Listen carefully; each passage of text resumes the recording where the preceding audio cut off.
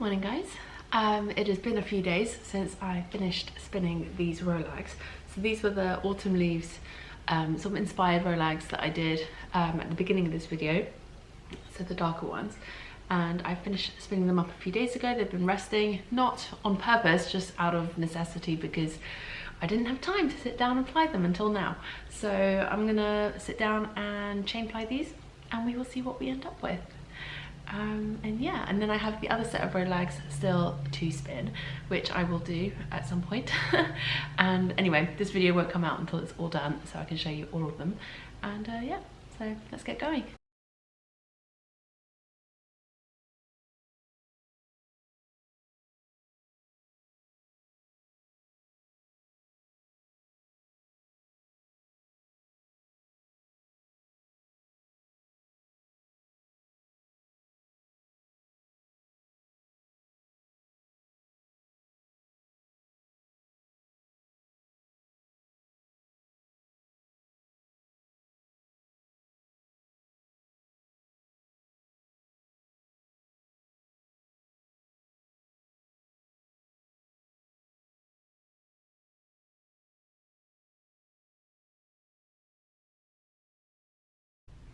Alright, so that's all the plying done.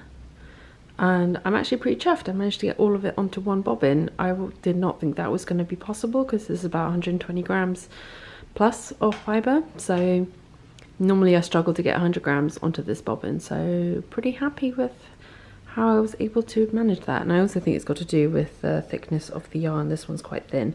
So I think I was able to get more on because of that as well. Okay. So that's the yarn all plied and on the niddy noddy. Looks good. Alright, so that's done. Pop that off. And there we go. Actually, I do think this one is slightly underplied just because it's a chain ply and it's hanging pretty straight. Normally chain plies are a little bit more twisty when they come off the wheel. Yeah, I actually don't mind a slightly underplied yarn personally, unless it was going to be for something like socks or something super hard wearing. I probably would prefer a slightly underplied yarn to an overplied yarn, just because it just keeps it a little bit softer. There we go. And this will stripe when it's knit up. It doesn't obviously look like it, it'll be quite small stripes, but it will stripe when it knits up. So what I'm thinking of doing is spinning and plying the other half of the Rolags in like the dandelion sort of colorways. I'm thinking of spinning that the same way and then doing a really long like loop cowl, like tubular cowl. So knit all of one yarn and then the other yarn and like graft the ends together, and then it'll just be a long looped cowl, and you can loop it with either these colours on the outside or the other colours on the outside, and then it will be kind of like a spring or autumn cowl depending which way around you want to wear it, which I thought would be quite fun. Just something simple that's going to show off the colours and show off the yarn, nothing too crazy. I might throw in some texture or something on it, but it would be a really fun sort of pattern for hand spun, because it could be done with any gauge, any yarn, any amounts. And there we go. I need to weigh it to see how much we have, but then I've still got to go and set the twist. But yeah, really happy with how this has turned out. Okay, so I'll be back to show you what this looks like when it's finished, and also to show you what the other yarn looks like when it's spun up, or as I'm spinning it as well. So I'm not sure when I'm going to get to that, probably not for the next couple of weeks, but we'll see. It depends how things go.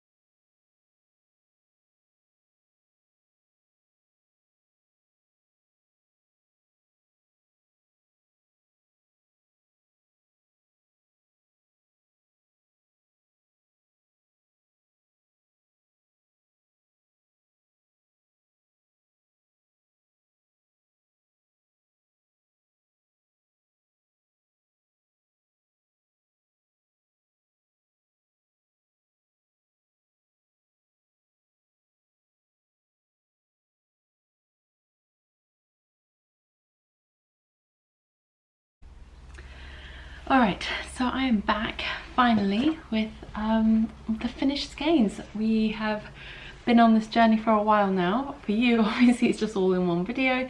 For me, it's been over the course of a few weeks.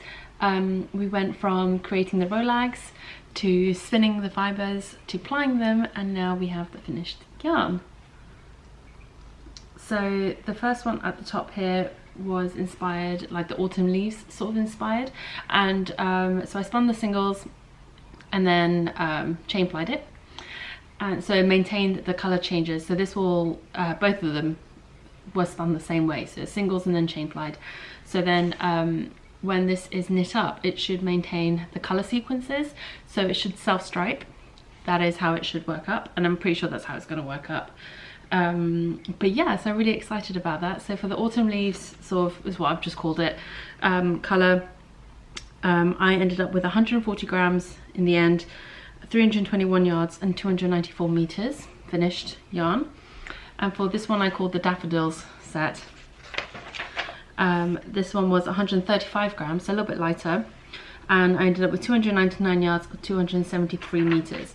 It's interesting because even taking the slight weight difference into consideration, I still have, like, using the same baseline, less yardage in the Daffodils than I did in the autumn leaves, which is interesting because I actually think the autumn leaves came out a bit thicker, like width of yarn wise overall, than the Daffodils. I think that's probably got to do with the way I spun it. I think maybe this one I left more air in the fibres as I was spinning it, so I didn't spin it long draw, but I don't think I compressed the fibres as much as I did in this one. This one I was really compressing the fibres because I was spinning thinner and I didn't want the singles to break. So yeah, definitely got less yardage. Not by much, in fairness, it was very close. So yeah, really love how these have turned out. My plan for these is to knit a tubular cowl, so a cowl knit in the round and then the ends grafted together. So I would cast on, knit up all of one yarn, then attach the second yarn and knit it all and then graft it at the end together. The idea being that you can wear it as a loop, you can loop it around a couple of times around your neck depending how big it ends up being, and then you could, depending on which side you loop around to be on the front, you can either have the springy colours on front or the more autumnal colours on front. And then I feel like this is sort of the thing that you can wear year round, obviously other than maybe in the depths of summer when it's really hot, but it'll be a nice sort of like spring autumn piece. That's my idea anyway, and I'm thinking I might do like a little knit along video with it, where I show you how I cast on, how I get going. So I've had a few people request I do a few more like knit with me kind of videos. Like I've been doing lots of like spin with me videos, but I feel like knit with me videos aren't as interesting. Maybe, I don't know, maybe I'm wrong. If you would be interested in something like that, please do let me know. But yes, I'm thinking I might just sit down and film a little video and check in occasionally while I'm knitting it to let you know how it's going, and also, you know, just to share experiences of knitting with handspun, and then obviously the finished project and stuff like that. I'm not planning on writing up the pattern for it, but I guess the video will kind of be like the pattern. It's going to be very simple, it's just going to be in stockinette, no patterning on the actual cowl. But if you want to learn some new techniques, I guess maybe casting on, a provisional cast on, things like joining to work in the round, changing yarns, grafting at the end, things like that, then it might be a good one to follow along with. And yeah, anyway, so that's my idea at the moment. I'm planning on casting this on probably sometimes towards the end of July, I think. At the moment I have quite a few things I need to tick off my list work wise, and I think this is going to be like a nice little reward at the end, or maybe at a time when I need just some mindless knitting. I'm not entirely sure what's coming up in the next few weeks. I mean, we have a few things coming up potentially where I might need some mindless knitting to work on, but in the meantime I have plenty of other things to do. So yeah, that's it for this one. Sorry I went off on a bit of a ramble there.